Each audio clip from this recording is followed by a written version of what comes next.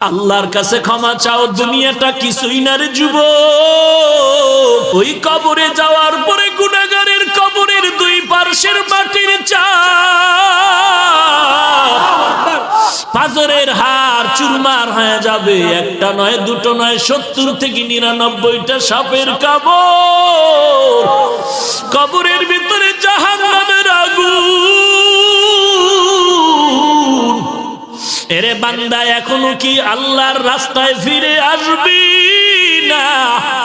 আল্লাহ দেখায় দেয় দুনিয়ার বিল্ডিং এর আগুনে কত যুবকের লাশ, আর চিৎকারের আওয়াজ, বাঁচাও বাঁচাও।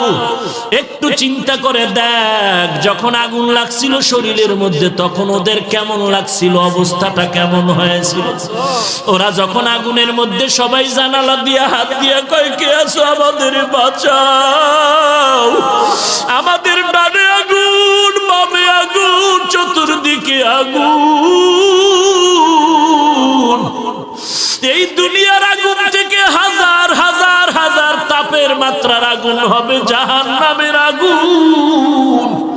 এরে যুবক, পায়ে হাত রেখে বলি, পাও দুইটা আগাইয়া দাও।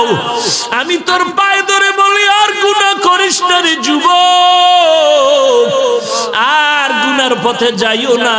নামাজ পড়ো, পর্দা করো, মা বাবার খেদমত করো, আল্লাহ ওয়ালাদের দোয়া নিয়ে চলো। আল্লাহর কাছে ক্ষমা চাও, দুনিয়াটা কিছুই না রে যুবক। পায়ে হাত রেখে বলি, এই যে বন্যা হয়ে গেল কয়েকদিন আগে, কত মানুষ বন্যায় মরে গেল।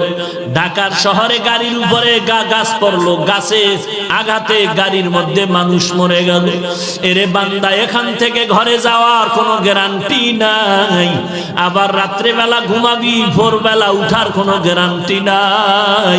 পায়ে হাত রেখে বলি, রে বাবা, তোর মতো যুবক স্কুলে পড়ে নামাজ ছাড়ে না, তুমি কেন পারবা না? তোমার মতো যুবক চাকরি করে নামাজ ছাড়ে না, তুমি কেন পারবা না? কিসের বাহাদুরি করো? কিছুই না।